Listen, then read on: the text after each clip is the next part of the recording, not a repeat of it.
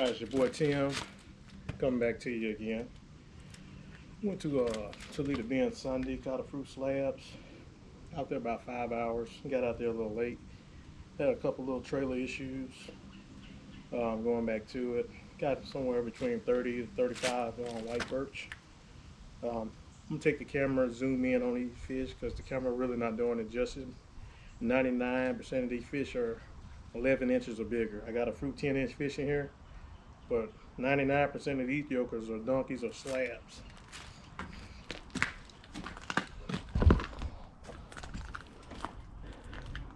I got this camera zooming it in for you can see.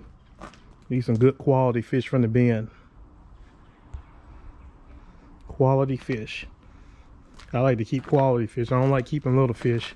I will, as the majority of the fish in the lake are little, but as I can catch quality fish like these fish here, that's what I'm aiming for. Look at this here. I got my hand over this slab right here. See, it's over the lip. It's quality fish. It's a good least, I'm gonna say this fish is at least 13 14 inches at least. Like I say, good quality slabs. Good day on the lake. Good day. I'm gonna tell you what I be doing.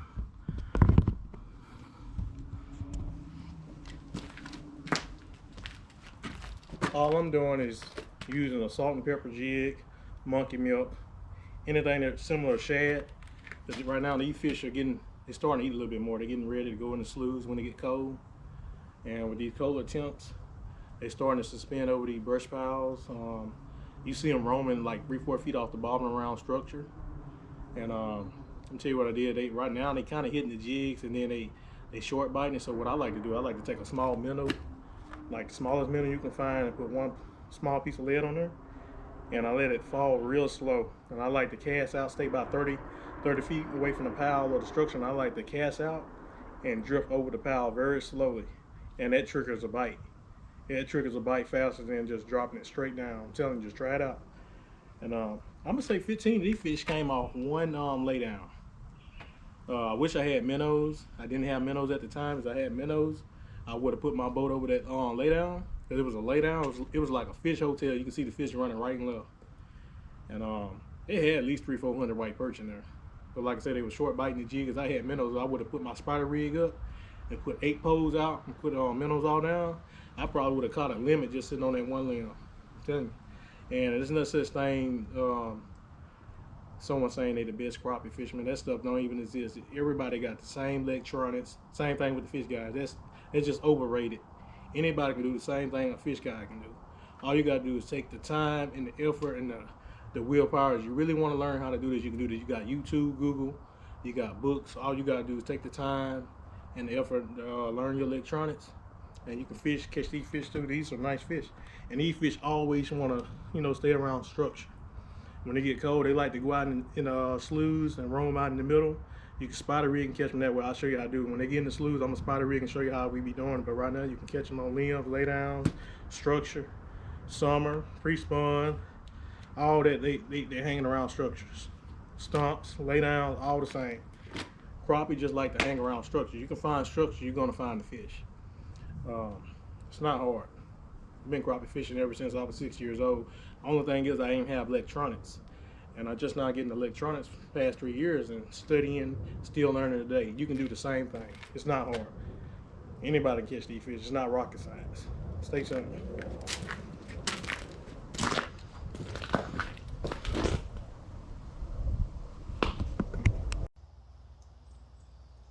Coming back at cleaning the fish I was telling you.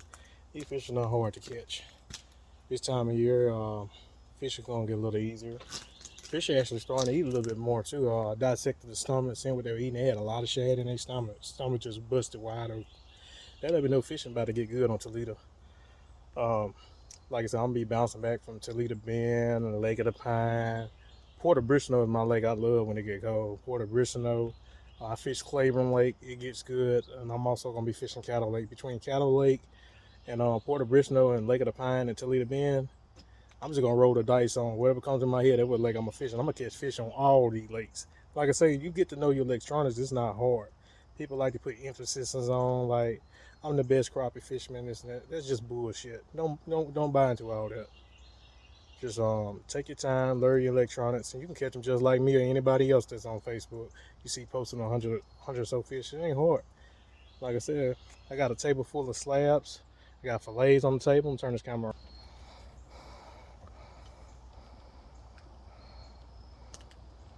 Nice fish. I like to leave my real bones in. I fry the fillets hard, and I pick the right off the real bones. I take the meat on the real bone and I pick it off like that. I don't like wasting no meat. You cut the real bones out of it, you lose too much meat. I like to eat it, all the meat. Between my 6 siblings and my mother-in-law and all that, we love to eat fish. We eat fish. We can go through 50 fish in like 1 or 2 days between all of us. But like I say, take your time, learn your electronics. It's not hard. Fishing about to be easy. You don't got no electronics. They getting ready to go in the sloughs in the next couple months.